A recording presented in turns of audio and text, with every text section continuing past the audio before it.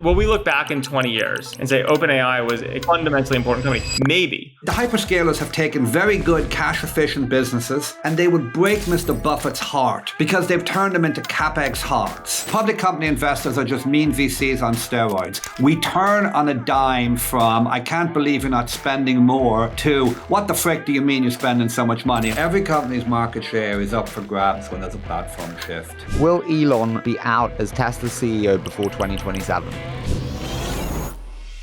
Ready to go?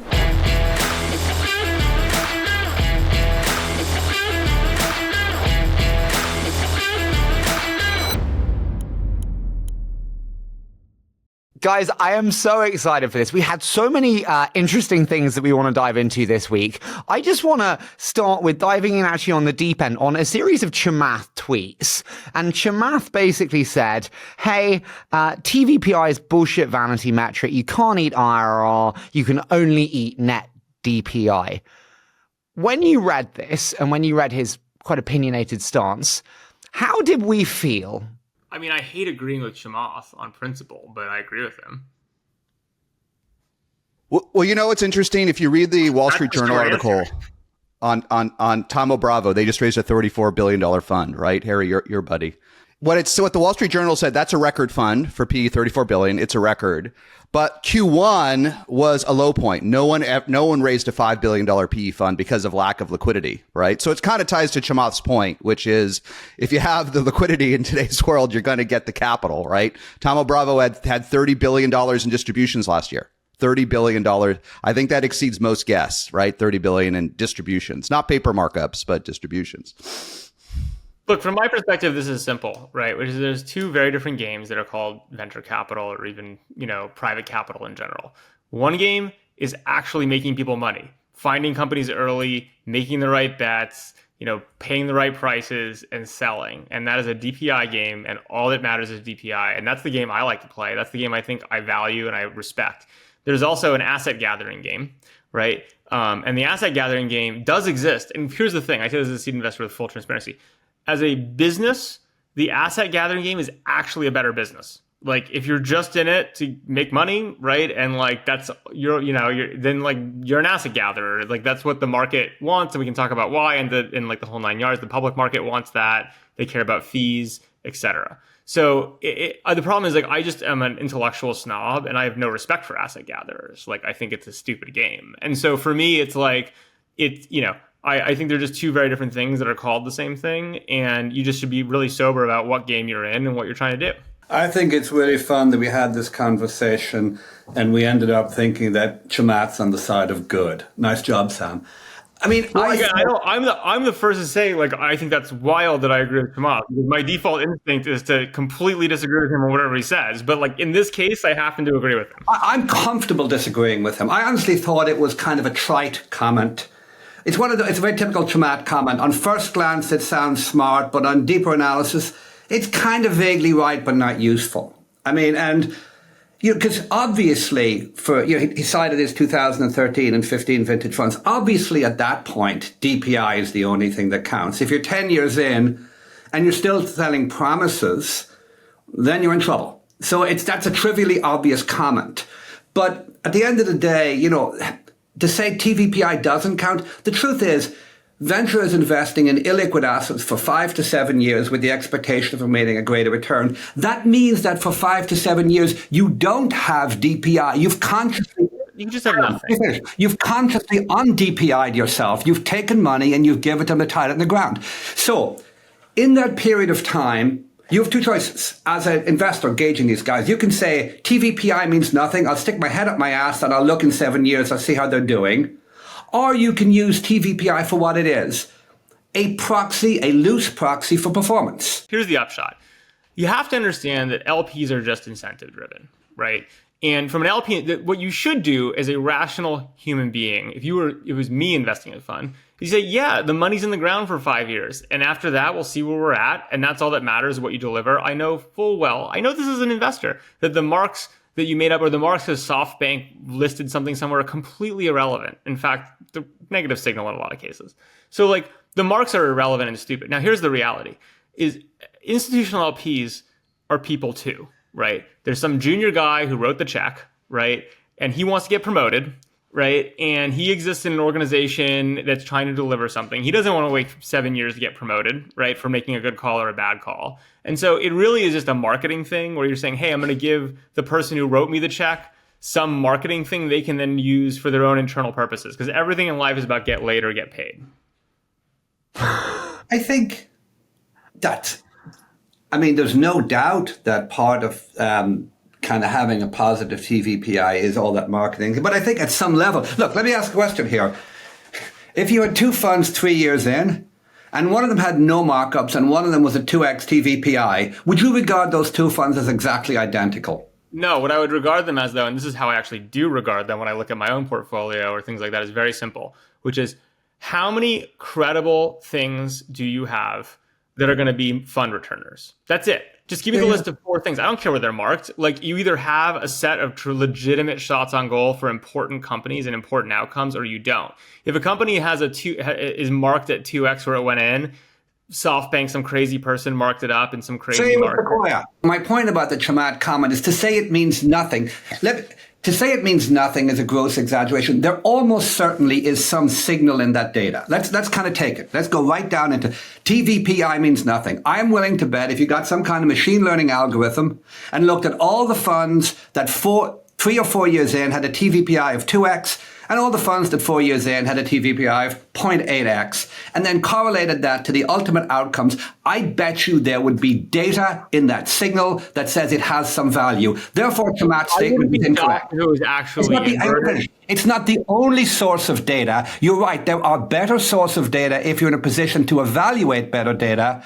But as an LP, in the absence of anything better, there is signal in the data, which means the comment is wrong. It'd be fun to look at. I actually bet that firms that hold positions at zero or cost, or even are willing to mark down positions that are more honest about it, in reality, might actually outperform. I don't know. We can look at it, but the reality is, I think there's as an LP in many funds, you have funds, you get their statements, and you laugh.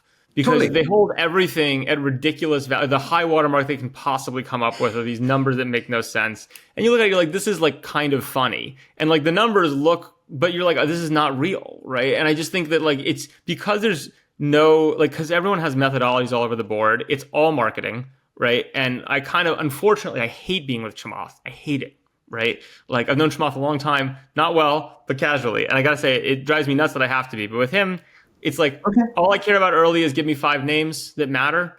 And all I care about after you've had enough time is, did you make me money or not? Okay.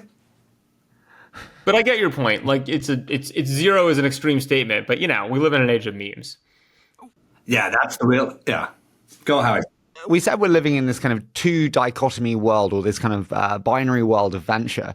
In the middle, SVB did this great analysis, and they were saying that middle of VC funds is getting really hollowed out. In other words, your kind of mid-tier firms in terms of size are really falling apart. What happens to them? Is it a game of the very small and the very large, do we think, when we look at this report? I mean, yes, like there's no middle. You can't be $1 billion venture fund. Is $1 billion middle? Well, I'd say this. I mean, we try to raise we target, call it $200 million early stage funds. That's what we do every few years. I'm very confident we know how to deploy that. Like I believe there's a market where you can, from a DPI perspective, make money on that. It's not a great fee business, but it's a great DPI business. I don't know how you make multiples on $1 billion consistently, right, in VC. I think once you're doing 10, you're playing a completely different game of asset gathering and asset deployment where you no longer have the same goals. So I personally think that the $1 billion zone is like the death zone. Gotcha. Good to know as a $900 million fund. Yeah, I think that's a tough one. Actually, so I did actually look at the SVB data. First of all, I was thinking, are they throwing me under the bus too? I checked the data, and they were actually saying the 2 to 500 was the middle zone. So then I felt even more depressed. Now I'm a small behemoth, which is even more degrading. I'm kind of a low rent conglomerate. But I saw the stuff. I don't buy it. I mean, I think your statement is, I think in the end you have to be sized for the stage you're playing at and to achieve the portfolio construction you want to achieve. And I'm pretty confident that, our typical check size is 20 to 30 million and $30 to $40 million rounds. We want to get 30 checks. The math works, right? 30 kind of deals total. So I think you have to be sized for the game you're at, right? It still doesn't mean you can't get it wrong. And I do think, to your point, one of the things Jason and I have been kind of batting this around over the last kind of 8 weeks is I do believe the impact of the conglomerates has made everything harder, including it's harder for us to make money.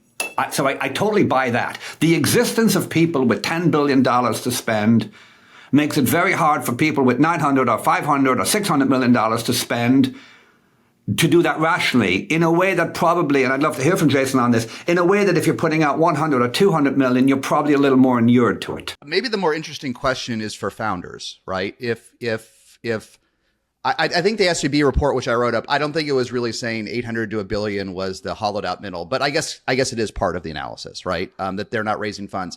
If that is true, then every founder wants to raise 20 or 30 million in their A now. No one wants to raise the $8 million Series A is now 3 safe notes, right? So does that mean in a couple of years, your candidates outside of some scales are going to be limited to mega funds? Like, are they the only people that can be able to write Series A checks? Because 20 to 30 million isn't even a large Series A today, right? It's a normal one. So if there is no one in the middle, then we're all stuck with mega funds to fund the seed companies, right? I mean, I guess it's an obvious point, but founders they better get to know folks with $5 or $10 billion funds before demo day. Or they're all going bankrupt, and these are all bad companies. I think that's the other way to look at this. Is I know a lot of people are pulling out of Series A's entirely because they're like, these are completely mispriced and these make no sense. And I think that the other possibility, right, is that we're in an era where there are good companies to be built and there are places to make money, right? And if you are going into corners of the economy or funding things that other people won't, and so you're an N of one or an N of a few looking at spaces that are kind of really novel, there are places to make lots of money. But I think we also have to look at the other way, which is there's just a massive amount of capital being massively misallocated right now. It's always funny when people simultaneously have the worldview that the big funds are going to win everything, but all the money's being wasted. I mean, at some point, I don't know that. I think the thing that with keep in mind is I don't even know that the big funds need to make that much money, right? That because they're asset gatherers, right? They need to make enough money to generate gathering more assets, and they need to justify their own existence, and it's a good business, right? That's different than saying you're trying to make a lot of money in venture capital. Broadly agreed. But I actually think, Jason, I want to go back to what you said, because I thought it was spot on. It's you think, if there's only if there's only $200 million funds and $1 billion funds, then you're exactly right. Logically, those 20, 30, 40, $50 million checks are going to come from only 10 names who are writing 40 of them a year, not 8 like us, right? And that's possible, but it's just a weird fund construction, because those people are then going to be writing, 40, 50, 60 checks of this size. You're going to have a very spread out partner base. I don't know if they'll be able to meet the founder needs where it is. So I do believe. Is that not what your insights have today, though? I mean, we've mentioned before kind of the outcomes that they have with your Hinge Health is returning 400 million on a 6 billion fund, and them having hundreds of positions, and actually that being the construction they have. It might be yes, it is the construction they have, but at some point it gets easier when you're running big sums to put big money in a smaller number of companies than try and diversify away. If we're trying with 900 million to have 30 A's or B's, someone who's running 9 billion, if they were trying to do the same thing, would have 300 A's and B's in 3 years. It would be silly. So at some point, it becomes a part of their business, but not all their business. And then I think Jason's right. There won't be, it's so funny. We're going to talk in a few minutes about, and Sam mentioned earlier, this idea of a lot of A's are struggling to be raised. The only way that worldview makes sense is actually what Sam said, is that if you have a world where people with can I call them mid-sized funds, quote unquote, can't survive because of the big guys, and the big guys are, quote, stealing all the good deals. And at the same time, we're also saying many companies are struggling to make get a Series A raised. Those things are common, almost opposite to each other. One says capital is scarce and one says capital is plenty, and the big guys have it all. I would say actually the way you resolve that illogical seeming statement is quite simple, which is every generation there's only a few companies that matter. Yes. It's very simple. So most of the money at Series A is completely wasted, right? And they might want it in larger quantums. That just is it's kind of a war of attrition, right? It's just more money being lit on fire. Now, The mega funds will just can win because they can say, okay, look, I'm going to plow a gajillion dollars at almost any price in, and because of AI or whatever argument they want to make, there's no upper bound, right? And so they say we make lots of money just on lots of money being deployed, and that can logically make sense. Seed funds are fine because you still have to be in winners, right? But it's just a multiples game, right? Which is if you're in it at zero, right, then you can make a bunch of checks and make the math work from a DPI perspective. You also have a nice benefit, which I very much appreciate, which is I really strongly believe private to private is an important future. And I love being early and small and first because I actually can sell into the private markets in a way that you can't if you've written a $30-40 million check into the Series A. You're too big, right? So I think those two things survive. But what do you think about, so for selling, if selling early, right? Selling in secondaries, unicorn secondaries, how do you think about the goals? Is the goal, is it 1x your fund, 2x your fund, half is it just risk allocation? Because this is, I think if you have a smaller fund, it's interesting. It is interesting. It's a debate because we have. you get just the other day, I had a 1x exit opportunity to return the fund once. And one of my anchors I also brought them in as part of the deal. And we talked about it, right? They followed me. So it was less for them, but for them, it would have been very high IRR and me a 1x, right? That sounds good on the internet, right? But then it's gone. Yeah. So look, it's all gone. There's no more returns. In the end of the day, there's a few things that matter, right? And the number one rule as a fund an allocator is you cannot sell the things that matter. Rule 2 is, right, because we were one of the first investors in Allbirds, right? Or Astro Rockets, or plenty of things that got out and people were excited about, but thesis broke, right? And so I think you have to be really honest with yourself, right? And honest, and you're going to make mistakes. I think one of the things I always say is, as an early stage investor, you get hundreds of shots to buy. You get really good at buying.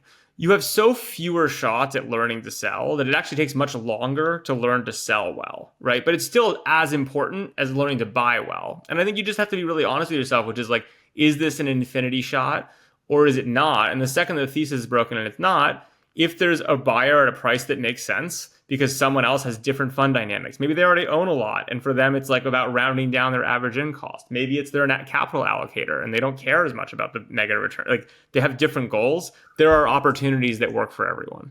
Rory, can I ask you, if it's not one of the companies that matter, is it lighting money on fire in the kind of binary way that?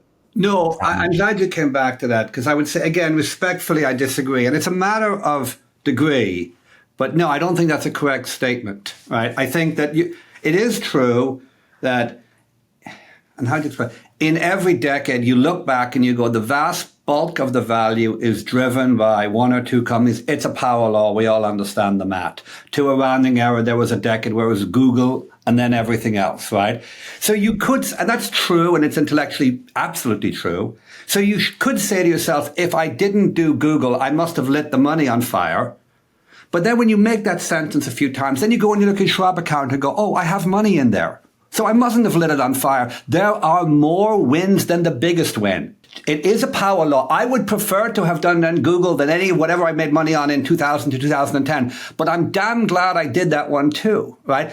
And the over extrapolation of the only 3 deals make money, so therefore everything else at Series A is burning money is just, it's true in that you prefer to be in Google, but it's not the only way to make money. Just in the last couple of weeks, we've had, as you mentioned, a couple of decent IPOs, Hinge Health.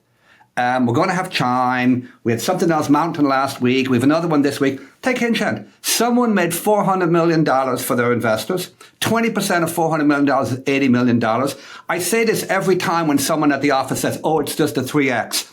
Every single one of you will cash the fucking check. Every single one of you. If I left them on the counter there, you'd all take them home with you, right? $80 million is still real money in America, right? And Roy, that's almost my point, but just to put you on Chime, Chime's a great example of this, right? If you're an early stage investor, you're very sad you didn't sell last round in Chime, right? Yes. And I would argue at 25 billion or whatever the last round was done, when you look at that rationally, you'd say, look, it's a cool company. Right? Is it an infinity company? Right? Am I betting on this for infinity? Or is this a really great place where I did my job, which was to fund it early, to find it early, to fund it when money was scarce? And now we have capital allocators who are making a different assessment. I think the answer is you clearly would have wanted to sell last round. And I think it's incumbent on investors. I only know it's in the S1, but I didn't see any of the early shareholders make the cut. on the principal stockholders. When I look at principal stockholders, there's dilution, but I don't see any of the seed guys on the table. So that says to me they probably sold some amount at 25 billion when I literally only see DST, Crosslink, and Menlo. They did their job. That did their job. Well, not if it's a $250 billion There's company. two separate things floating around, and I want to disaggregate them. First is I'm going to fight in defense of mid-tier. Right? Did the mid-tier investors who didn't do the seed, but didn't do the $25 billion round, are they happy they did that round? The round that Menlo did, I think, was out of the BRC. It was a couple hundred million. Can't remember what the pre was. They're damn happy they did that round. Right? And that's a classic example of a mid-sized venture firm making a savvy bet, doing good stock picking, long after the seed, but still making good coin. So that's, to me, that's the first point, which is the validation that you can, at that fund size, probably it was a $400 or $500 million fund then, make really good coin and move the needle at the fund level. Second comment to your point, Sam and Jason, you're right. You look back and go, I might have been marginally smarter if I had bought it 200-300 and then sold at 25 billion rather than holding and selling at 12. But the big advantage they have is they'll still book probably 10 or 20x. Now, 40x is better than 20x, right? So they've made good coin in a situation where, as we discussed before, the kind of $25 billion round is going to lose money. So I think that's proof. It goes back to that's proof that you can make perfectly shrewd A to C bets, sub $1 billion pre, and make very good money in a non-quote unquote generational company. Chime is an extremely good company. It's not one of the. I agree with all that, Roy. And again, I'm obviously trying to be provocative on purpose, but I think we directionally. Here's my point to bring it full circle to DPI, though, right? Which is when you think about how I relatively value DPI versus TVPI or any other metric, right? If I'm an early stage fund or really anyone, and you said, hey, I sold my Chime stock at 25 billion for American dollars, like for cash, and I gave it to you years ago, right? Like from an IRR perspective and a cash perspective, that is a great move, right? Versus hanging out on that. Yeah. And so that's, I think, the thing to keep in mind when we go back to all of this is like, again, we're talking pretty deep cuts on the game of VC right now, right? As opposed to the game of company building. But like, I do think like when you come back to this, like, this is why I believe the Chamath line, unfortunately, and it's going to get clipped and I'm going to be upset about it, but like, whatever, is like, he's right. Is like, it's like, in the end of the day, like good investors, good capitalists make people money if that's the game they're playing and they're not asset gatherers. Yes. And of course, in the end, it's true. Of course, the point is, in the end, it's true. In the end, check in the bank counts. Sometimes even, as you correctly say, it's often even true. I like what you said about Facebook. You said, sometimes it's even true that a smaller check earlier has more value than a bigger check later, just for a whole bunch of life reasons. I mean, that's why we have interest rates. There's the time value of money. I remember a friend of mine, we sold this company. I was giving him grief. And then 5 or 6 years later, another company in the same space went public at 2 or 3 times the market cap. And I foolishly gave him shit about it. And he called bullshit on me. He said, look, I'd been at the thing 10 years. I made a lot of money. I got married. I have a life. I have a lovely house in Spain. And I started another company. Yeah, I'd have more money if I'd held, but that was my life choice. And he was exactly right. So I agree. Just on Menlo Ventures. So obviously, I don't know what their basis is, Rory. Obviously, they'll make a ton of money on Chime, right? Yeah. A classic great bet. They said they did the Series B, right? They win. So they did the Series B at 200, 300. Maybe we can figure it out on the fly. This will be a 9. There'll be some dilution. They'll 10 or 15x their money, right? That'll be a fund returner or more than a fund returner, probably. Plus or minus, maybe a little under, but yeah. Now, when I do like that team, and then back when in 2021 they wanted to invest like in all of my companies. There was very high alignment, right? For better or worse, right? What's interesting to me today, from the start of the conversation, is all they talk about is Anthropic today. And this is a smart team. They have an Anthropic fund because I follow all the guys and on LinkedIn, nothing but their series. They didn't do the seed, and they're going to make a lot of money off this, right? Because Anthropic is 1 to 3 billion in revenue in 5 months, right? But it's a sign of the times, isn't it? Probably. I don't see them trumpeting their coming DPI from Chime, which is epic, but Anthropic is on their social media 11 times a day, as perhaps it should be. But I don't think they're taking any DPI out of that one. They're marketing to entrepreneurs. They're not marketing to LPs. I think in venture capital, it is unbelievably difficult to know what anything is worth, right? And if you're Menlo or you're anyone in the middle, my God, you have to price things properly. right? If you're plowing enormous amounts of money and something late on the Infinity Dream, price doesn't really matter, which is how you get these ridiculous prices, right? Like, and like the reason is very simple. It's like, what is OpenAI worth? It's like, who the hell knows? But like, it's like one of those things where people can dream, right? You can have $1 trillion dream, and that means that like there's very little pricing discipline. It's basically a game of pissing of who can pay more or who's willing to go further.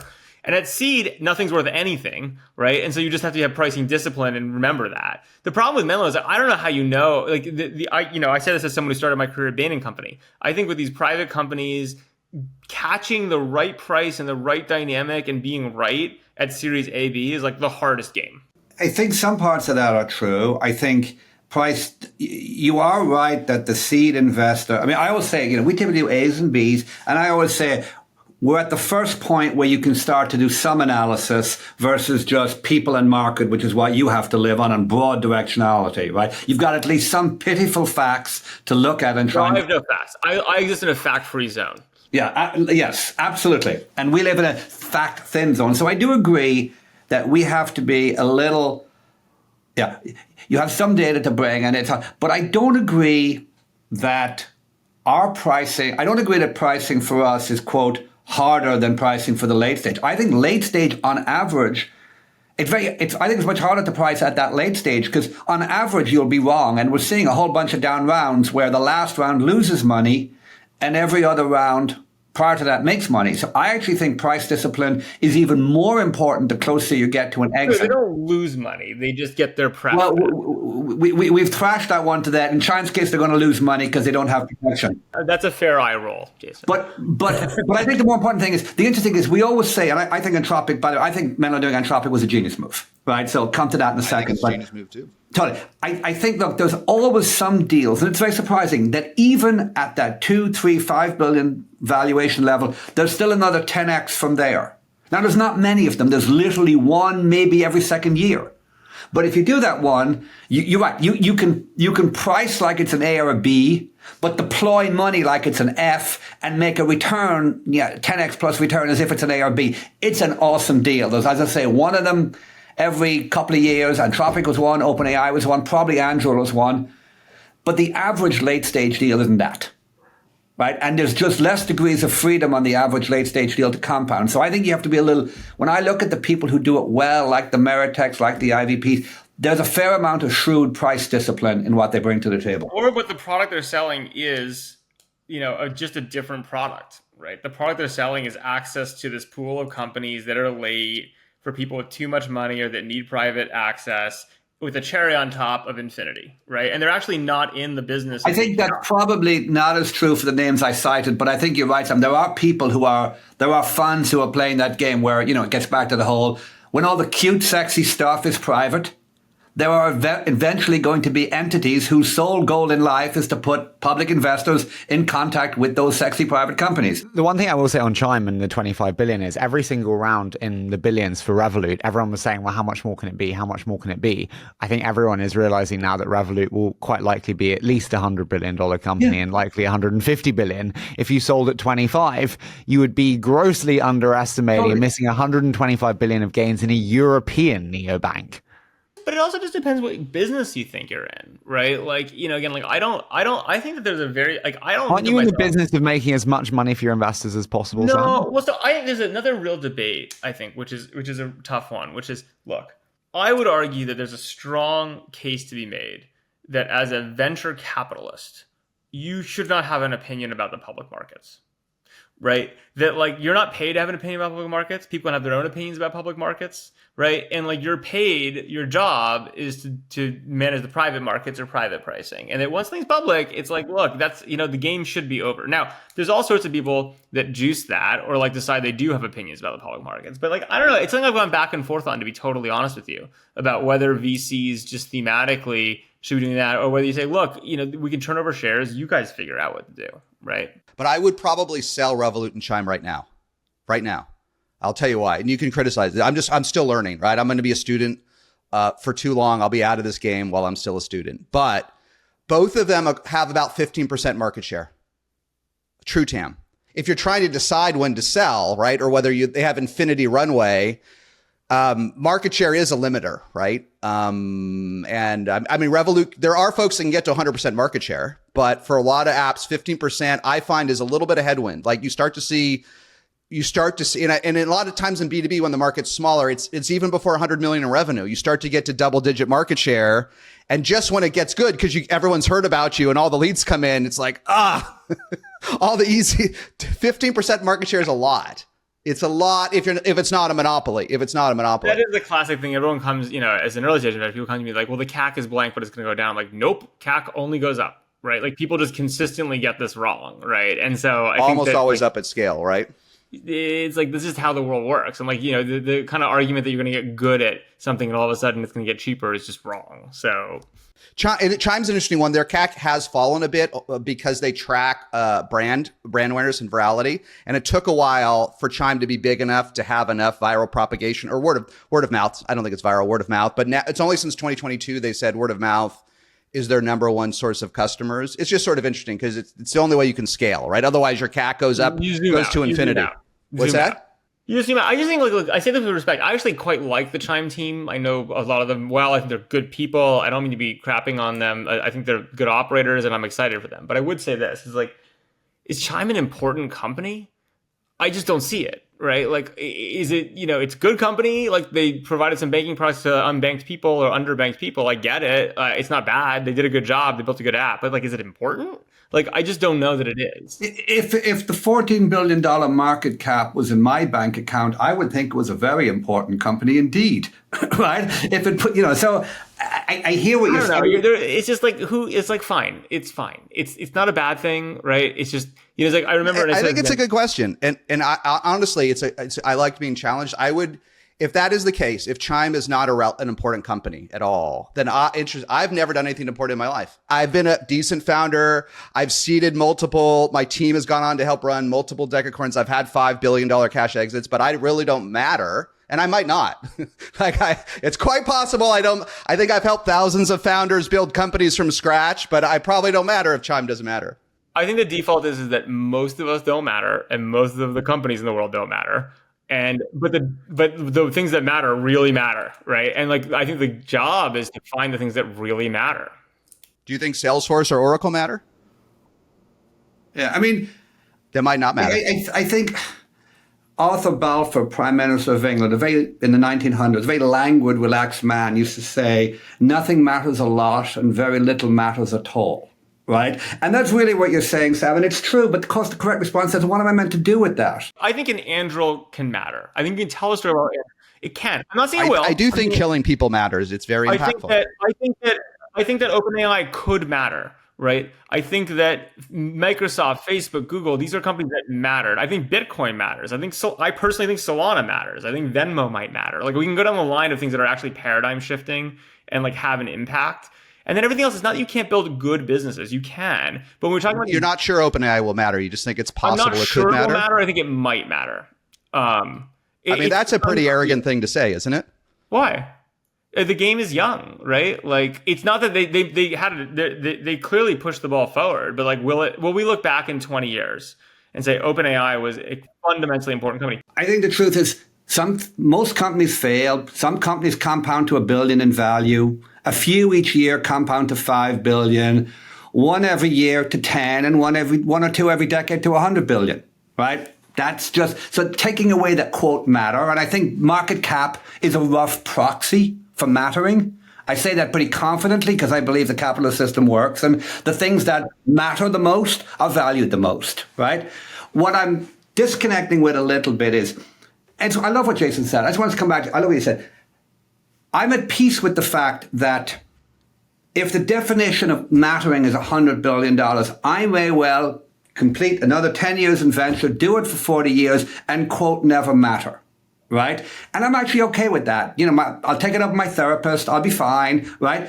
But I know I'll have invested in perfectly good companies that have built real value, that create perfectly good businesses that, in some cases are worth $5, $10 billion, and that's okay. Right. And that's probably, the problem with the only do the things that matter is in the end, it tends to some kind of nihilism, which is that nothing else does matter. And I do think that people should wake up every day and have the opinion that they want to do things that are going to matter in the world. I'd say the most insulting thing you could ever call me is a market participant, right? Like I find that an incredibly insulting. You're like, yeah, it's a pretty efficient market. Capitalism pretty efficient. You pay 150 billion, 120 million. Who cares? Like it's fine, right? And like you have a company that's like $1 billion company that does some stuff, and so like fine. I'm glad that happened. That's capitalism working. But like then you're really just a cog in the system, right? And I think that's not a recipe for outsized returns. But it is a recipe for doing fine. It's just not my goal. I am a cog in the system. I mean, I might want to be more than that, but I think if you're not, yeah. But I think... No, but you're a hollowed out fund that doesn't matter. Harry, you should have asked Aaron Levy when you interviewed him yesterday if he mattered. I don't think he matters. I don't think he matters. He has Aaron Levy? Oh, Box. I love Aaron. It's nowhere near open. I don't think Aaron Levy would say Box is more important than OpenAI. I'm confident. For what it's worth, I love Aaron. He's like a but his company buddy. Doesn't matter. It's only 4, 5, 6 billion. Fact, it's irrelevant. I completely agree. His company doesn't matter. And in fact, one of the things I told him when it went public should he just shut it down tomorrow? His $5.5 billion company? Absolutely not. But should it does he leave the keys always... for some random person to come run it from some hedge fund? Aaron is very excited about AI, if you didn't know, right? And I think part of that is an opportunity for him and for Box to matter, right? Because Box is, again, he's done an incredible job. I'm like very pro Aaron Levy. And what I said to him when the company went public, I said to him, I was like, look, one of the things I most respect about you is you just worked this to make it happen, right? Like this was not from a first principles, like an important company, right? This is not like a sexy company, but you just ground it out. And like, I really respect that. I think that's like an incredible thing to have done. But I think part of the excitement about a lot of founders, but he's wasted his life. I mean, Aaron and I started together, so he was 20. If his company doesn't matter, when we started, he was a wonder kid. Now he's the grayest CEO I know. He's wasted his whole fucking life, is basically what you're saying, because it doesn't matter. Wasted his life, but he could have sold his. Rory was there. He could have sold his company to Citrix and made $100 million with retention payments in like 2008. So he wasted according to you, he wasted the last 16 years of his life. Well, he fucking definitely flushed it down the toilet by doing a B2B company. He made less money at the IPO. Flushed it down the toilet. Well, I think, but look, I do think there's this thing going on right now. Where there's a lot wasted of people, his life since Citrix. Wasted his fucking life, the poor guy. For what it's worth, I think I don't know. I think you probably know the math, but my sense is that he actually probably would have made more in that deal than ultimately going public. Now I don't know where he is now, but like from that cash at 2008 plus his shares in Stripe and Gusto and others. Yeah, he should have just founded an Allbirds instead of doing Box. If he were a fund manager, he definitely should have sold then. He was not. He's a person and he wants to run it. That's fine. The second thing I say is I do think there's a lot of exuberance about AI right now from a lot of people who are kind of in these positions. Like this is a company that's kind of been meh, but maybe there's an angle to not be meh, right? And that's exciting to people. Like I think that's awesome for orgs to try that, but I think it is the race to matter that it becomes interesting. And that's what I think the AI stuff is so interesting in so many cases is some of it's real, some of it's not. But like there is this new opening where people are like, oh my God, does this now matter? Right. And like that's kind of the big game to play. Anyway, guys, with that, I'm actually holding on my partner meeting, so I'm going to drop. But that was fun. Talk more soon. I love this. As I say, I hope I have my therapy session set up for tomorrow. I don't matter. I'm hollowed out, but I'll get through it somehow. I'm sure you will. As my wife says sometimes. Go get some Allbirds, Rory. You'll feel better. Go to the mall at Stanford and get a few pair of Allbirds and you'll feel like a winner. Bye, guys.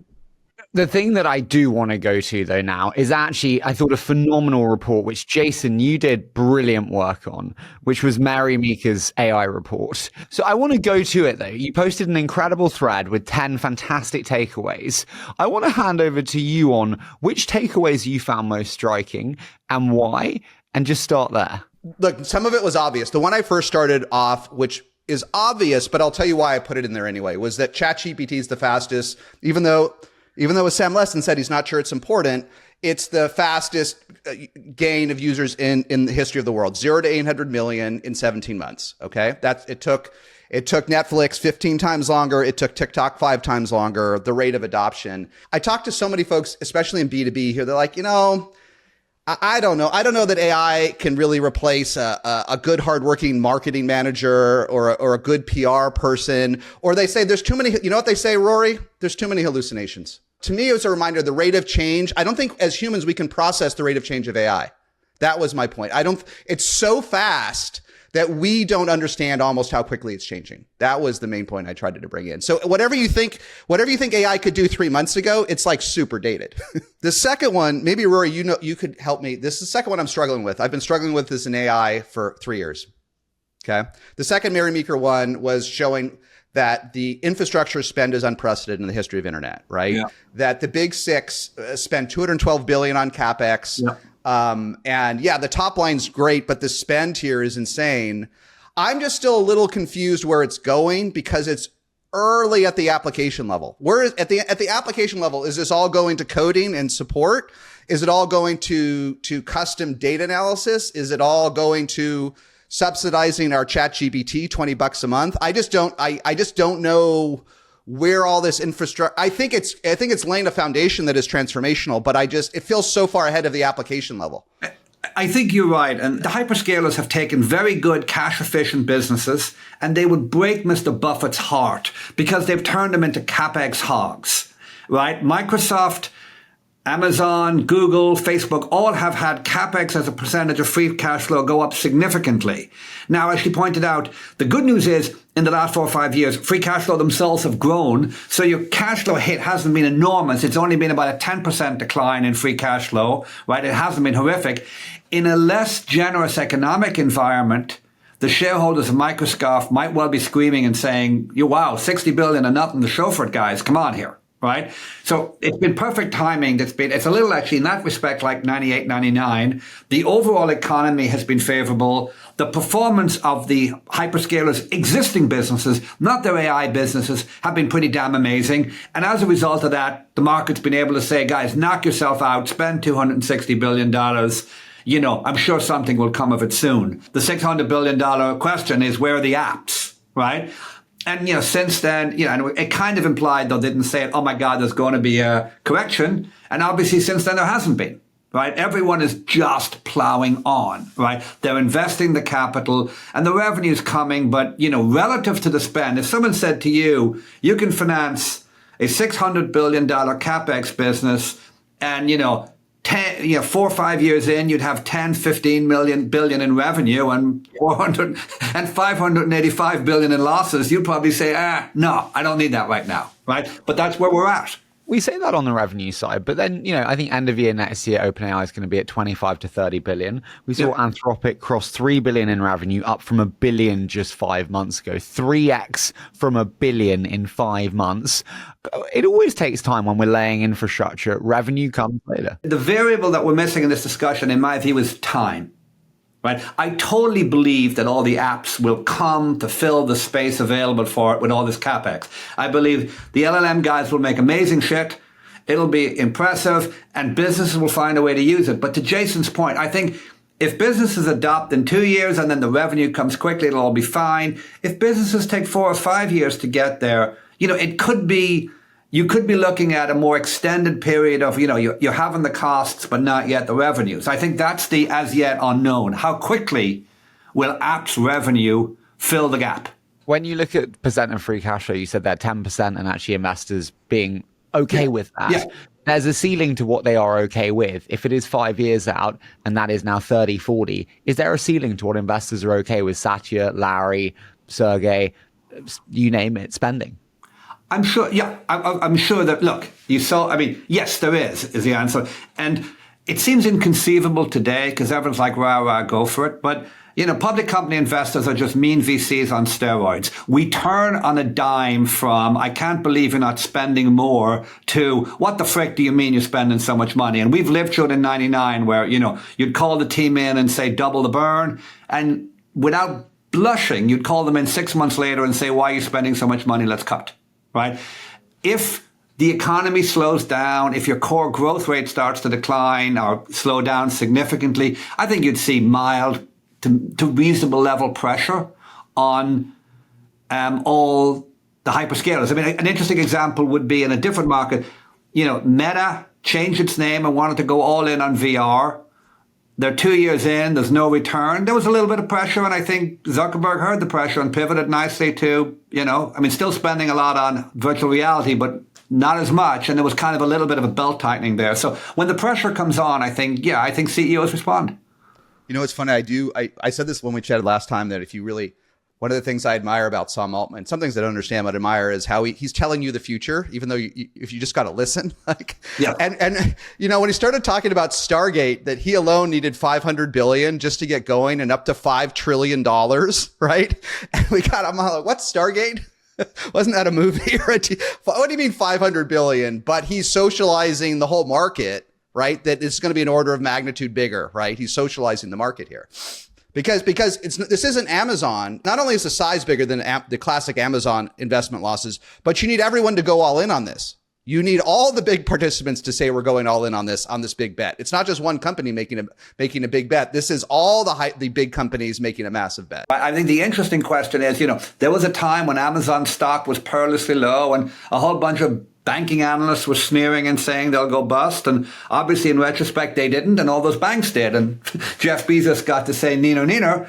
But there will be bumps along. Intuitively, you just know when you're spending $500 billion in advance of revenue, at some point in the next 2 or 3 years, there'll be at least one scary moment, right? And that could be actually an interesting opportunity to invest. But it's hard to believe it's up and to the right from here. What is a scary moment? Can you just help me visualize that? When we see the commoditization of models, them all becoming very efficient, them all becoming really bloody good.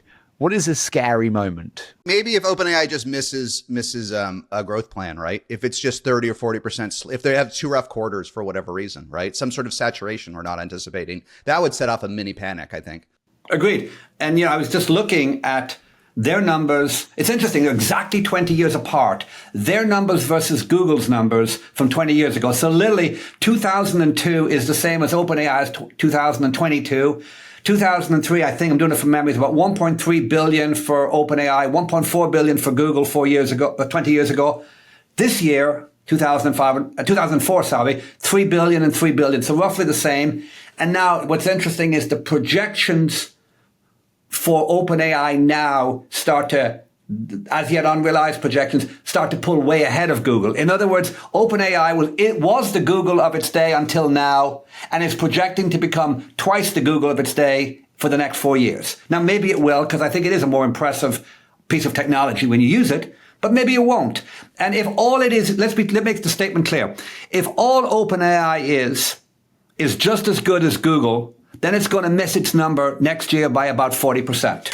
I'm simply saying that the expectations are so high that anything less than frickin' amazing could feel like a fail, even though in any logical terms it isn't. Just as Amazon wasn't a fail in 2001, 2002, it was just, in retrospect, minor growing pains that a panicky market interpreted, oh my God, they're going bust. No, they're just building a business where it's going to take $3 to $4 billion of losses to get to cash flow break even. And then you're going to make billions every year. Yeah. Right. Jason, just to be clear, we're going to do a visual of Rory looking mean with OpenAI doesn't matter. No one else in the frame. No one else in the frame. You're such a dick with your captions, Harry. I just want to say that, and you get me into trouble. But I've given up. You got to do it. Well, you want to do the third point because it's kind of interesting that I brought up. Keep going. No, keep going. Because this is when we stop talking. Like Elon, you know, you could have opinions on Elon Musk, right? But now that he's out of government, man, the guy is direct, right? He was direct today. He said this spending bill is ridiculous for all parties, right? And he's been talking about China with AI, right? And Mary Meeker's number 3 point was we're missing what's happening in China, which is natural. We're not even connected to them on the internet. We have different internets, right? Her point was, you know, it was X months ago we thought DeepSeek was going to change the world. It didn't, right? But 93% performance at the time of OpenAI's O3 Mini for a fraction of the cost. Alibaba, which we can't even use here, right, outperforms both. Baidu earning, which I don't even know, 0.2% the cost of GPT 4.5. And I don't know what to make of it, but people smarter than me are worried about China and AI. That was kind of her third point. And we've stopped talking about safety, and I think we've stopped talking about China. I mean, the simpler point is probably some version of, you know, I think ChatGPT will be the Apple-level quality product, but there'll be a whole bunch of Android-type quality products that are out there that will just keep pricing honest if they're commercially available on, you know, universally. And I don't think, to Jason, to your point, obviously, if the models are built in, there's two separate issues. If the models are built in China, we won't be accessing them here. Just even if we were even legally allowed, my guess is corporate America wouldn't want to, right? But the interesting thing about the meta point about DeepSeek was that it was possible to get quite close, quite cheaply, and a whole bunch of, and you're going to see that independent of China just in terms of competition here. But I think the undeniable fact is we ain't a monopoly anymore. It's not 2 or 3 companies monopolistically producing LLMs. There are 4 or 5 companies the other side of the pond cranking them out. And I think Mary made that point. Jason, were there any others that you think were specifically relevant for B2B? Well, maybe just 2 more, and you can shut me up. The second one, which we all know, but I think it's very useful to see it simplified and compressed into a chart, which is, because folks still get this wrong in B2B today. Token costs collapsed 99.7% in 2 years. Now, if you're a developer, if you're sitting in Windsurf or Lovable all day, you get this, and it's not this simple because you're consuming many more tokens, right? But all these ill-fitting blazer and jeans SaaS guys who are saying it's too expensive, or the mediocre and VP of engineering that don't code anymore, who haven't coded in 5 years, that are constantly telling me why AI is too expensive and don't work. Find a new job, right? If tokens collapse 99.7% in the next 2 years, you can tell me, Rory, but I don't know where they're going to be in 2 years, but it's at least going to be exponential decrease in absolute cost per token, right? We'll use more, right? Training costs will go up, but even today in June, when I want to just jump off the roof when I hear a VP of engineering that doesn't code anymore saying it's too expensive to do enough AI in the product. We'd like to do this, Rory, at our B2B workflow company, but we can't. It's too expensive, Mr. Board of Director. I just want to tell the CEO to fire that guy. Yeah, you should pummel him to death, because you're exactly right. Because there's some things I'm angsty about in terms of the road ahead, in terms of the economics of it. But just from a raw knowledge, intelligence, for lack of a better word, is just going to get cheaper and cheaper, faster and faster. There's just intelligence is available at a price that's declining, by log orders of magnitude every freaking year. That's just huge. And therefore, it's as I say, one of my boards where I've a wildly smart kind of core AI model as a fellow board member, it just repeats over and again. So you can't do it today. Build the product. By the time you've built it, the stuff will be cheaper. It'll work. And if it doesn't work, then it'll work 6 months from now. And he's totally right. Right? So that's the big trend that you're all leaning into, right? Which is the cost of intelligence, a unit of intelligence. The price of a unit of intelligence is plummeting every month. Therefore, anything that you can throw intelligence at will get cheaper every month. Just lean into it. The models will make it happen. I call it the AI slow roll, and I think it's the number one thing killing B2B companies is the AI slow roll. Yes. You mean we're talking about it. Yeah. We're going to roll something out in Q4. We're going to do a limited release in Q4, Rory. And then next year, if it goes well, we're going to roll it out to a little bit more of our base, right? You're just going to be slaughtered. That's actually a fun discussion, because it is so hard to watch companies turn on a dime and, push towards the new thing, right? And, we're talking when Sam was on early. I give Aaron huge credit. He's like, we're going to do this. It's going to be top down, right? The quintessential example is Facebook just after the IPO this year, deciding mobile is it. Strap ourselves into the office. We're just going to get it done. And it takes top-down leadership. And I agree, if you don't do that, and if you don't do it well, you're just going to be slow toast over the next 2 years. And it's just hard to do. It's just hard to shake companies out of their inertia, because you'll always feel that doing a little means at least you're trying, so that gives you points. And that's the problem with startups, thinking they get points for doing a little, right? Here. Yeah. Exactly. Nobody cares. I thought it was fantastic. I had Varun, the founder of Windsurf, on the show. It released on Monday. And he said, listen, startups beat incumbents because of existential dread. Yes. If you are in a startup and you don't ship great product and it converts to sales, you lose. If you are in an incumbent and you don't ship great product that converts, and you're a great engineer, you're definitely getting reassigned and reallocated. You're not going to lose great engineers. You're just going to put them on different products. See it all the time. That's the problem with B2B today versus where Varun is. I don't see enough existential dread in most B2B startups. I don't see it. Erin has it. Yamini had it when she was on stage. Erin and Yamini at SaaStr this year. Rory, Scales Investor both. They both said the same thing. We're so excited and we're scared. I don't see enough existential dread in B2B startups. I don't see it. I see it, a little bit of it, some discussion. I want to walk into a board meeting and see a little bit of shaking, because there's so much going on in the world. And they just had yet another hackathon this last weekend, and they're rolling out AI voice agents on Wednesday. Like, if that's not you, I honestly think you're going to fail. You want Dread. Varun's right, because Varun at Windsurf, he's had 3 different companies in 18 months, right? And every month he's at risk of being displaced. Every month, right? He's honest about it. He was honest on 20VC, right? We need more of that in B2B, not this slow roll, right? Yeah, I know. So the other point she made, which we knew if you want, but I really think for B2B this is super interesting, because a lot of stuff she said like pricing but this is one to slow down on. And Harry sometimes jokes that he's old, but this is where Harry is old for real. Her point was the next 32% of the world is just coming online right now. They will all be AI first. She says they'll use voice agents, agent-driven interfaces, and natural language interactions. I think that is to 2025. I think what I do know is that this generation will not use the internet remotely like we do.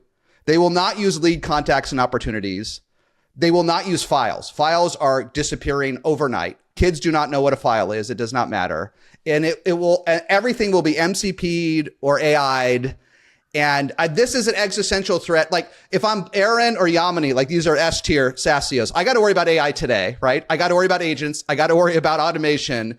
And then I got to worry about what happens when no one uses these applications remotely like they use them today. Totally. Like, you really think that the next generation is going to like even understand what a Salesforce UI is? It won't even make sense to them. They'll never use it, right? My son helped us at SaaS Annual this year. We have a SaaS platform we use for like tickets and stuff. And he's like, wow, this is the first time I've seen software like this. Wow. And he codes every day.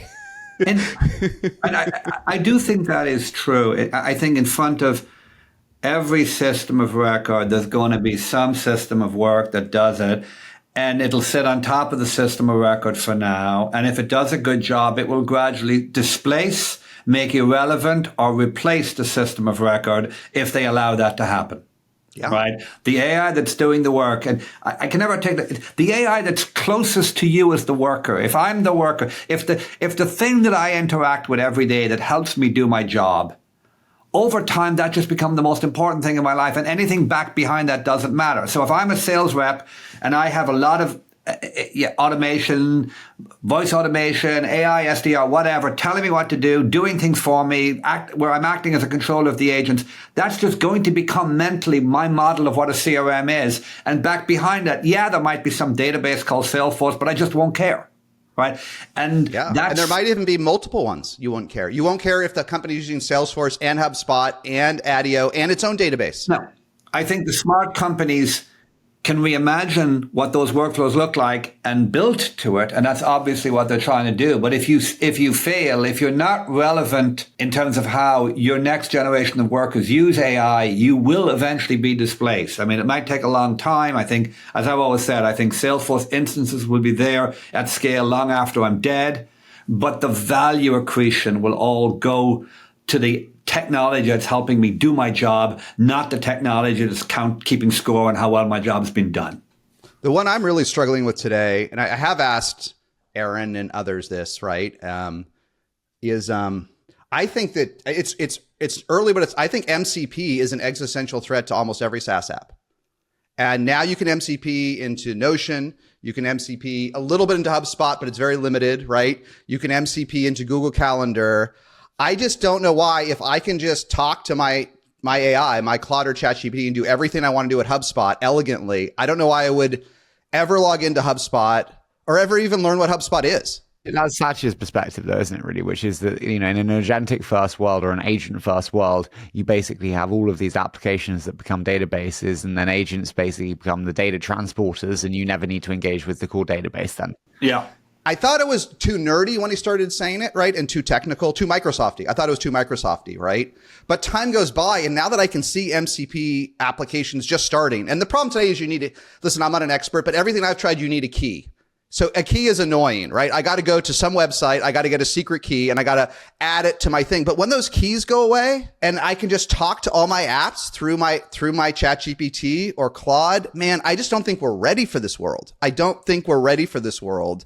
And I'll give you a personal example. Like Harry knows, there's a company I invested in that I love called Mango Mint. Okay. And it's next generation SaaS for spas, doctors' offices, and the like. Okay. They're coming up on 25 million. Love the CEO to death, would do anything with them. Like, he was all over MCP the day he could use it. Okay. And he's like, here's the problem for me. Let me be clear. Right? And he's the best in his space. That's why they were able to do it. Right. Not a huge TAM, lots of issues. Like, now let's say I want an appointment at, what's at Watercourse Way in Palo Alto, right? Where Rory goes to decompress after a tough pod. Totally. And but right now he might have to figure out which application they use. Do they use Mango Mint? What do they use? MCP, if it can just abstract away and you'll have no more relationship with this application. And like, he's like, I could become a pipe overnight, right? And he's already completely changed his value proposition because of that. Because it's like, if I don't change what I'm doing today, no one will even know which of these applications. And Harry's invested in some adjacent companies, not in this space, but you might not know. You might not know which restaurant application it is, which spa application. It might not matter. And it's very difficult for me to imagine you can increase your prices in that world. Maybe you can increase your prices. I can tell you one thing, dude. If you're doing SaaS for spas, you definitely don't matter according to Sam Lessin. No. I mean, I wouldn't even. Yeah. Restaurants, you are just not even in the conversation, dude. We're both doctors' offices, spas. But he was in a good way. It was an instant wake up call. It's like, if I don't add even more value, I will be partially obsolete because people won't even know who I am anymore. They'll just use AI to just go out and pick it for them. And I'll be quiet, but he's right, Satya. I'm not as smart as him. And anytime everyone starts talking about agentic this and that, I start to roll my eyes. It's too nerdy, right? The real world doesn't think about agentic this, but the real world does think, can I go to ChatGPT and get my haircut? I mean, Rory's upgraded his haircut for the show. It looks good, right? Thank you. But why can't my ChatGPT just figure out where's the best haircut in the Mid-Peninsula and do it for me? Why do I have to like do these apps? The closer you are to what the customer or the user wants to do, the more right you have to swallow anything that's behind that.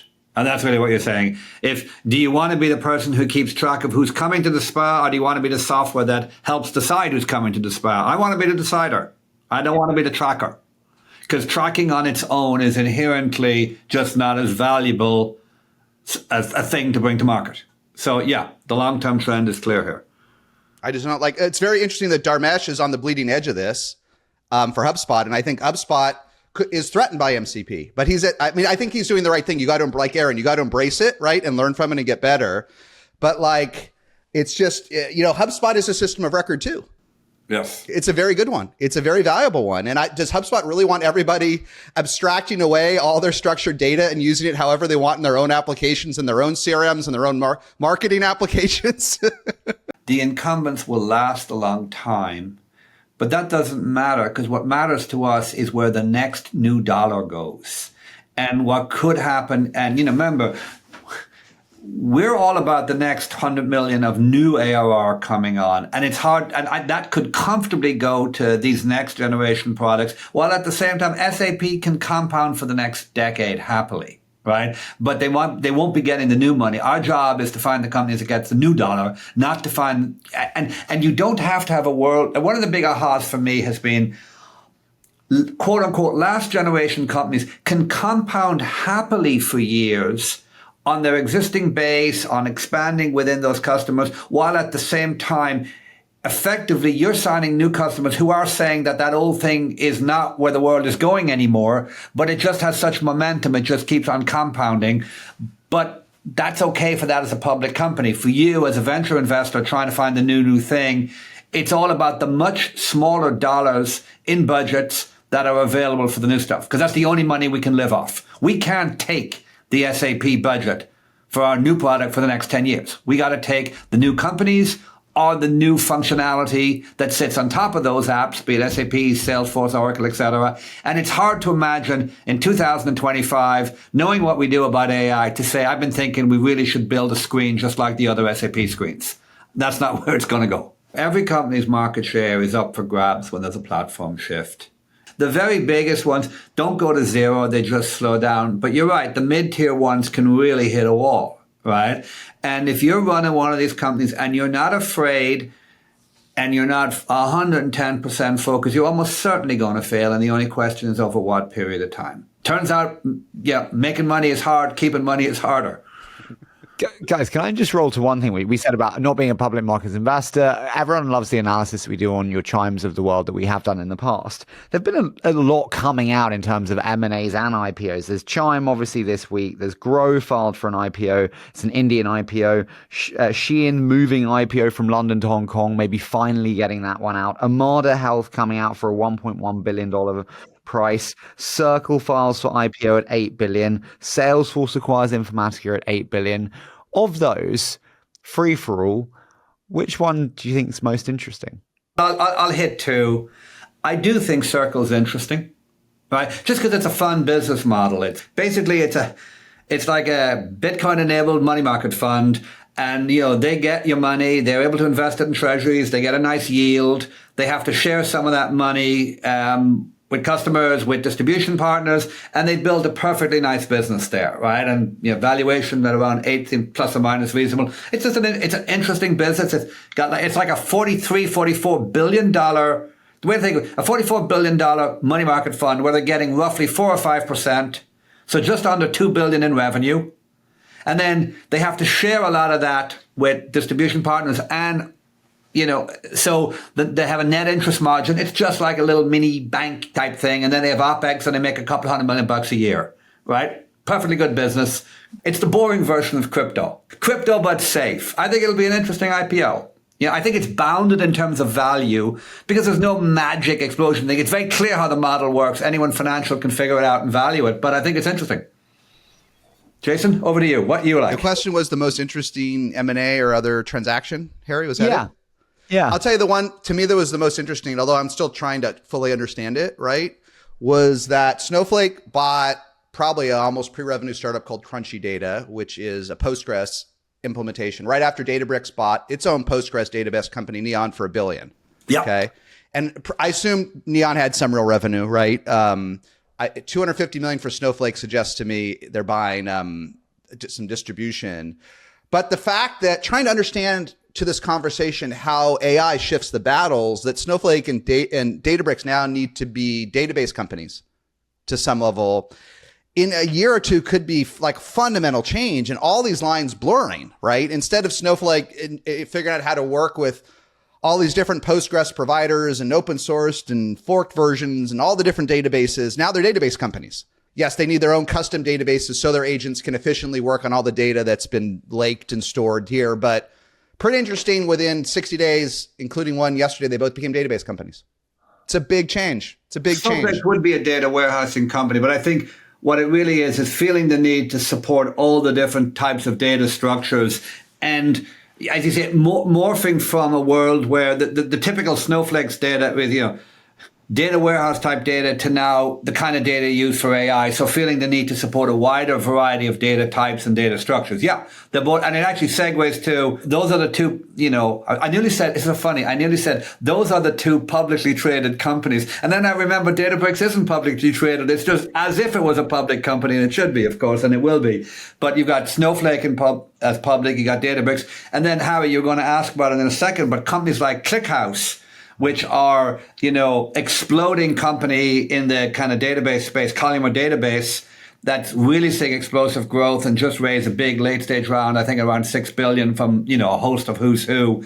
All of them the AI plumbing business is a great place to be, right? And if you're even adjacent to it, like I would argue 5 or 6 years ago, Snowflake wasn't in it, they were adjacent to it. So they're trying to fearlessly move into it. I think the Databricks advantage was they were in it from the start. It was kind of their thing, moving data and then ultimately, moving data, which enabled for AI. So venture guys make really good thematic bets about the next 10 years and are pretty horrible at assessing how the market's going to react to the next quarter's data. Hedge fund guys are the exact opposite. They literally, some of them, the overnight traders don't even want to think about the big picture trend. It's just like, is this EPS number over or under estimate, and will the stock go up or down? And that's just a different skill set. I'm no good at that. Proof that we're all no good at it. It's a fun thing you can do when you have a public company.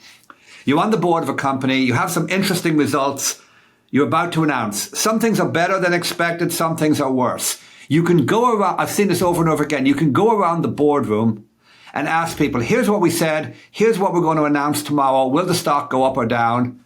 At best, 50% accuracy. I've seen it over and over again. It's like, we think these things are great. And then you go out and everyone gloms onto the other thing. Sometimes the stock goes down and you thought it was going up and you want to cry. Other times it goes up and you're like, okay. So it's kind of like two worlds talking past each other sometimes. Can I ask one more final one for Kalshi Quickfire, which is just, YC obviously new batches out this week and they're raising, and everyone's doing 10% dilution for the round total. You guys are much more experienced than me. I'm very lucky to learn from you. I appreciate our relationships, really. How do we play in a world where the total round is 10%, our fund sizes are bigger, and really you've got 7.5 for a lead and 2.5 for angels? Jason, how would you advise me? You do YC very well. Well, first, I think at YC, it's not 20. I think the new deal they're trying to do with a lot of startups is at least 50 to 60 post for even pre-revenue. There's a ton of deals in this batch at that level. So that's what they're pushing toward. And no criticism. Like you gotta see YC as a business or this stuff will drive you nuts. You have to admire the game that's being played on the field, right? Which is, when YC went to 15, people thought it was crazy, and then 20, and now they're trying to get everyone to 50 to 60 that are AI, that just have AI, which is 70% of the batch. That's the goal. That's as far as I can see. There are plenty of folks raising at 50 to 60 or more with essentially no revenue, right? With very little revenue. So I didn't blame them. That doesn't change the ownership question, but it does make it all even harder, right? Because then the A has to be at 200 for the math to really pencil out, right? This is what I taught investing is like, for seed investing to really make sense, the next round should be 3x to justify the risk. And for A or B, it's got to be 2x, or you should just wait. You should just wait for the next round, because not that it's that simple, but intellectually it seems about right? So, but I don't know. I think you can either play that game and buy as much as you can, or you can cry on it on the internet. All I can tell you, my little analysis of YC is I've ended up owning about a little less than half of what I would have. That's one guy's analysis. Because I bought more in RevenueCat. I bought a lot more in RevenueCat. I bought more in Algolia. I bought more in others that have done reasonably well. You can buy more in the next round, right? But it only works unless you have a massive fund. There's only so much you can buy in the next round, right? I mean, you run out of money, don't you? So you're going to end up owning maybe half. But Gary would tell you, since 30% of the batch is unicorns, it don't matter. I think, Jason, first of all, could not agree more. I think it's what you said right at the start about they're doing their job and they're doing it well. It's one of the best businesses. Their value proposition to founders is we'll take you to unknown guys or gals from unknown place and we'll turn you into something that, God bless these people in Silicon Valley, they'll value at 20 to 40 to 50 million pre. And their success is a function of the more they can do that, the more people are going to want to come in, the higher quality people they're going to be able to attract. They're doing their job and they're doing it well, right? So you're right, bitching and moaning is a waste of time, right? All you can do is do your job well, right, in response. And, it's obviously not the stage we play at. We typically play at a round and a half later. But the only weapon you have on your side of the table if you're going to pursue those deals is picking. You obviously have to be way better at picking, or you have to find other sources of deals, right? I mean, by definition, what's happening is as the pricing goes up, they will be correct on the winner deals. It won't matter because it never matters on the winner deals. But, if your rule is if your advice is only do good deals, it's not really that actionable. I'm trying to only do good deals, but it's really hard in practice, right? The truth is when you're paying significantly more per unit, it's just a lot harder to make money. Your picking has to be much more fine-grained, right? Yes, they've done a great job representing their side, which is, again, going back to, I give them credit, the Paul Graham stated intent, make it easier to found companies. He's making it easier and more profitable and more attractive for entrepreneurs to found companies. More companies will be founded. It's working. I don't think it's, I think the thing is, listen, I guess it's the same math, right? But there's plenty of ways to justify paying 60 million in a seed round. Okay. If it's a generational company, what's harder, even though the math, you can do it on a spreadsheet. If you have a fixed fund size, it's harder to take the low ownership. The low ownership crushes you, right?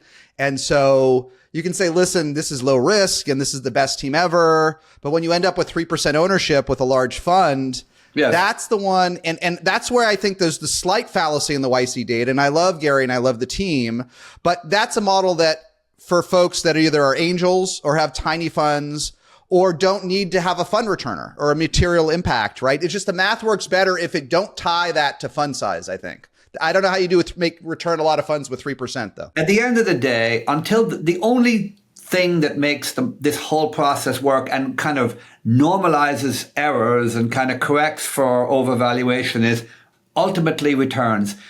Correction on this kind of issue is a lagging indicator. If these, in fact, are on average overpriced, then 5 or 7 years from now, the people investing in them will slowly realize they've made a mistake, and pricing will come down. But the weird thing about venture is it just takes a long time. It takes a long time. It'll take 10 years to discover if the $8 billion funds work and deliver an acceptable return. It'll take 8 years to figure out, can you pay 60 pre for an AI Y Combinator startup and make money on average? Along the way, there'll be an anecdote of one company that worked. But the real test is, does the overall asset class work for those prices of deals? And so far, Gary's exactly right. He cites the data. The data from the earlier batches has been obviously amazing. But, the cynic in me says, if it worked at 20 and gave you a 3x and then you pay 60, you do the math here, people. Your return's going to go down by the same amount. But not for YC, and the founders get $6 million instead of $2 million.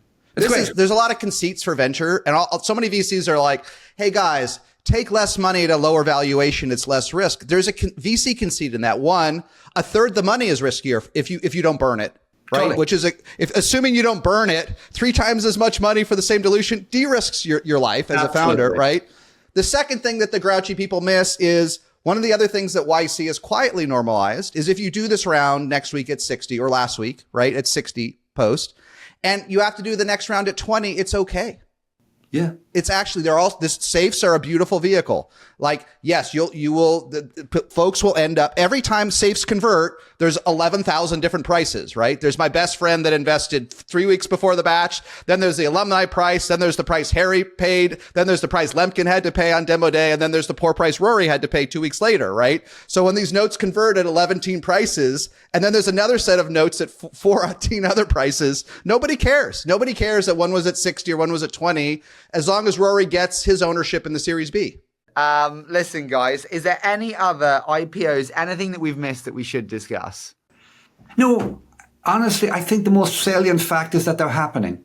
That the window is open, that normal IPOs, I think normal IPOs are taking place. Normal service has been resumed. I know we glossed over it in the beginning, but I do think Thoma Bravo raising a record fund this week is a good sign too.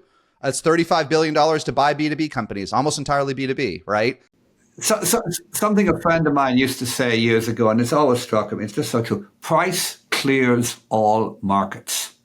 In other words, if you can get deal, what we're seeing it now is you can't get your deal done at 25, which is the price which is the price you paid for the last one. But there is a price at which most decent companies can get public at, above a certain critical mass. Price clears all markets. That's what price is meant to do. And what you're seeing now is a degree of realism creeping in. And as a result of that, transactions taking place. It's totally healthy. I agree. All righty, we're going to do a Kalshi quickfire. As I said, this is like the prediction marketplace my team adores. So we're going to go with the first one. Will OpenAI Johnny Ive device have a screen? Yes or no?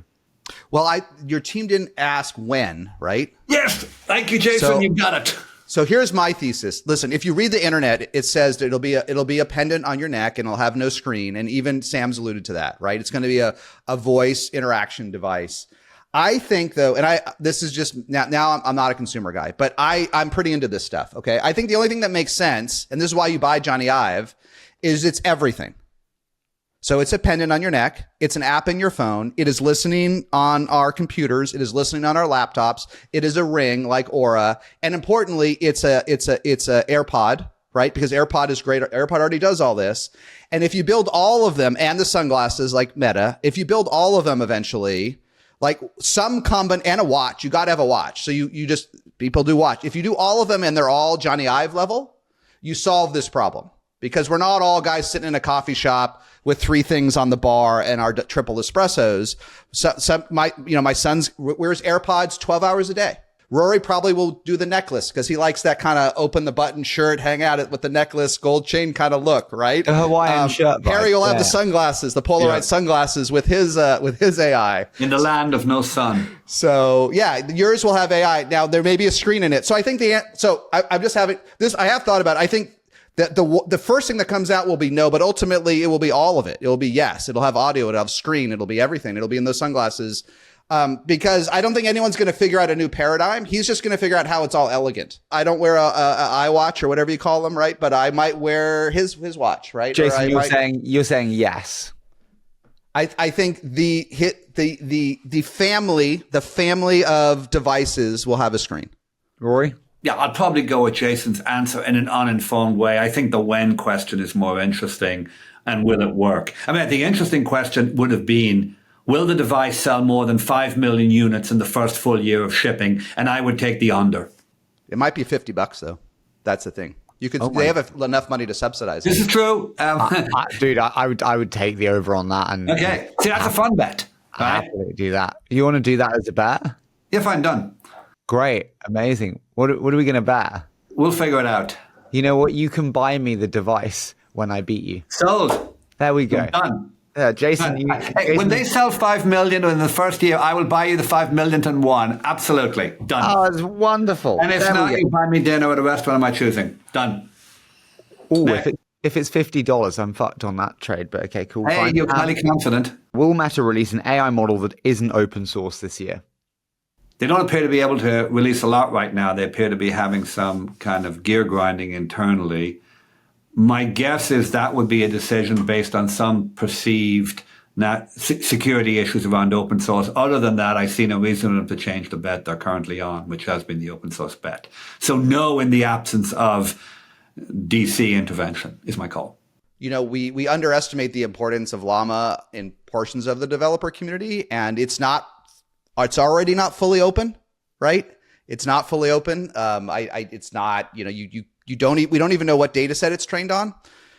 So I would say, Matt, the one thing you know from these guys going, even they're in Levy's, but Zuck's on another level, hyper competitive, right? And if releasing a fully closed source model makes them more competitive, I think they will. I think it's more than 35%. I'm with you. I think it's a yes. I think Zuck knows that he needs to. I wouldn't bet against Zuck on that. Final one. Elon Musk is out of public life as much and back into Tesla and everything in between. Will Elon be out as Tesla's CEO before 2027? To be clear, I read that as an odds bet. In other words, it's not just yes, no. It's a 30. They're saying 2/3. They're saying it's only a 1/3 chance that happens. Correct? Yeah. I don't think it's likely. I don't think it's the base case. But you never discount the random event. I mean, I don't know the guy's motivation from Adam, but you know, it's been kind of painful on every dimension, and you know, coming back, it's probably not going to be fun. And so you can never discount a rage quit. I suppose would be that, especially when you have the fun of SpaceX and XAI to go to. So you don't do it because you think it's likely. You do it because you think the odds on the Kalshi bet are low enough, are high enough in terms of return that it's not a crazy thing to do. Listen, he's not the CEO of his other companies for a reason. I don't think he wants to be CEO of Tesla. I just don't think he could find anybody, right? I think he had his CTO. I forget how you pronounce his name. JB Straubel. Is that how you say his name? Yeah. I think he wanted him to be the CEO of Tesla when he was ready. I think the problems were huge. He needed to be the Sam Altman of Tesla. He needed to be the face. And the problems were to do everything, electric, AI, automation, trucks. It just was so intense. He had to be the CEO, but he wasn't the founder. And I think if he could find someone better, now that he's out of that administration and now that he's reflecting on life, right, and working harder, I think if by the end of 2027, I think this is the question. By the end of 2027, or end of 2026 is the bet, right? Before 27. Can he in the next 18 months find someone better than him for the job? I say actually more than 32%. Yeah, you see, exactly. I'll go 50%. Yeah. So that means I got to say yes on this bet? Is that how it works? That's what it means. You know, you think that, yes. I mean, he didn't even like pick someone very good for Twitter. What's her name? She's terrible, right? I don't. Linda.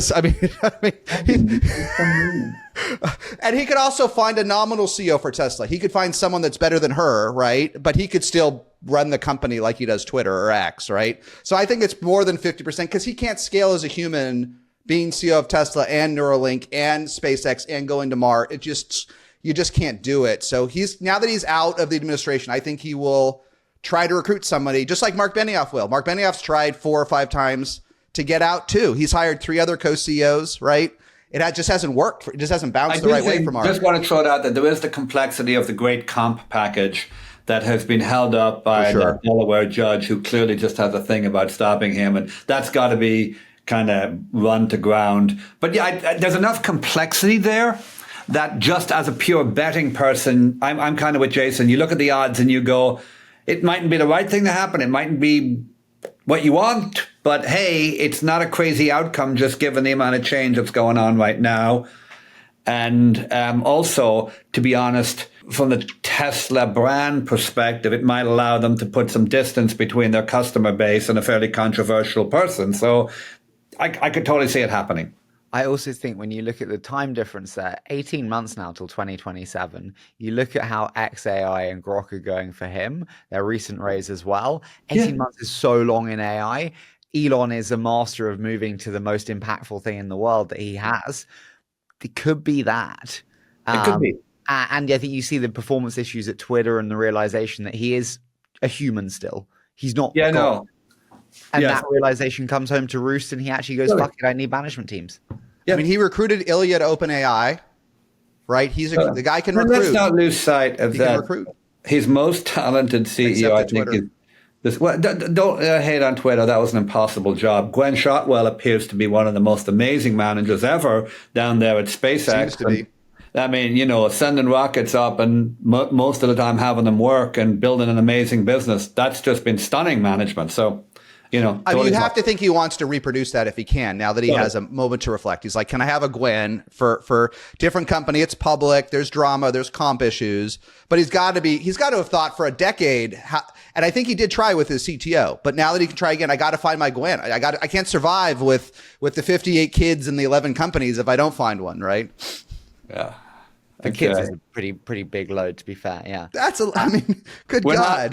Guys, no politics, no personalities. Let's leave families out. Okay. Fair point. No politics, no family. Totally but it's just a cognitive load. That's all. It is a cognitive load. Totally. Even Elon only has 24 hours a day, turns out. And the Neuralink round this week, I thought that was fascinating. But guys, listen, I always love this. This week was a spicier week. We made it through.